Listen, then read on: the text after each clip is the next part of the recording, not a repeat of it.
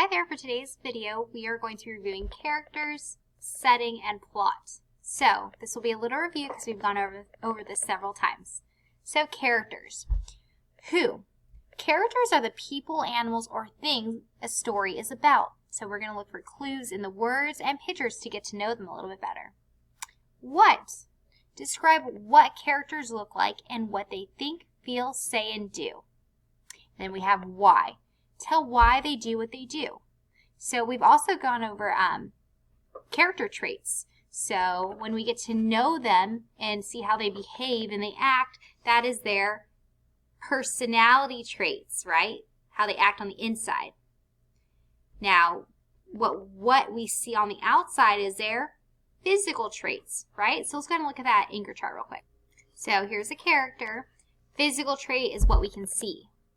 Okay? We see their eye color, hair color, height, clothing, size, facial feature. That's on the outside. Do this with me. Outside. That's what we can see. Physical traits. Now on the inside, those are the character's thoughts, their words, their feelings, their actions. That's personality trait. What we learn from actions, words, and thoughts. Okay? So, right here. So who? When we get to know the character better and understand why they do what they do, that is us figuring out their personality traits. Now what? Describe what characters look like and what they think, feel, and say and do. That's more of their physical traits. So what they look like, right? All right, so that's characters. People, animals, or things a story is about. Let's go ahead and talk about setting now. So setting, we have where and when. Where does the story happen? Is it on a plane, outside, in a forest, by a lake, on a mountain?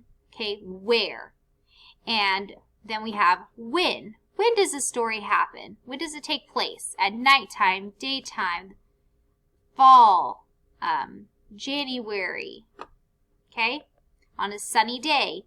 So that's where and when. So let's kind of look at my other anchor chart where it shows setting and why setting is important. All right, setting, where and when a story takes place. So we already went over some examples for where, and we already went over some examples for when. But why is setting important?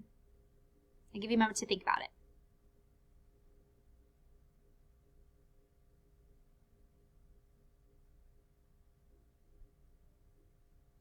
All right. Sometimes the setting affects what happens in the story. So that's part of the reason why it's important, because sometimes, well, for example, the gingerbread man, that story, remember if the gingerbread man didn't come across the river, then the story might have ended differently because he could have kept running and that would have changed the ending. So sometimes the setting where the story is to be taking place can affect what happens to the characters. In that case, it would have probably changed whether or not the fox ate the gingerbread man, okay? Then the setting can change throughout the story. So in Click, Clack, Moo, Cows That Type, the setting can change throughout the story. Sometimes it's in a barn. Sometimes it's outside. There's a part where the setting is in Farmer Brown's kitchen. So the setting changes throughout the story. Nighttime to daytime, back and forth. And then sometimes the characters react to the setting. I think the perfect example is the gingerbread man when he comes across the river. Okay, so that's setting. Where and when a story takes place. Where? Is it at home, a store, jungle, on a boat, outside? When? Morning, night, the year 2021, summer, the month of May. Where and when? All right, let's go ahead and quickly talk about plot. All right, plot. Stories often have a similar structure. Authors organize stories in a way that will entertain the reader. So the author has all these ideas and he or she puts them in order from beginning, middle, and end. Okay? So all of these important things that happen throughout the story make up the plot. So usually, not all the time, but usually in the beginning of the story, the characters face a problem. Something happens in the story that maybe isn't going right for the character. For example, Click, Clack, Moo, Cows That Type. Farmer Brown has a problem, which is his cows always type.